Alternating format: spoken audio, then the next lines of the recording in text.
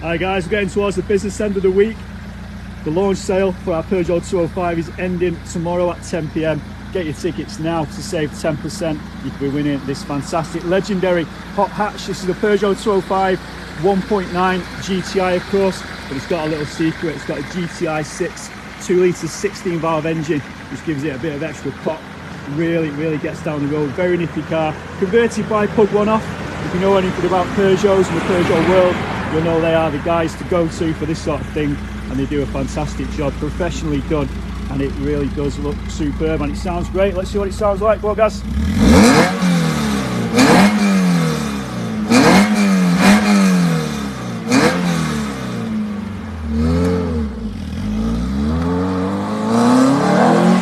Sounds awesome, doesn't it? A very quick little car, this one.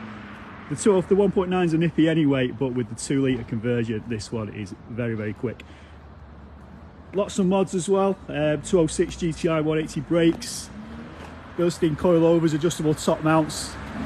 Lots of work done to it. All the hardware it needs.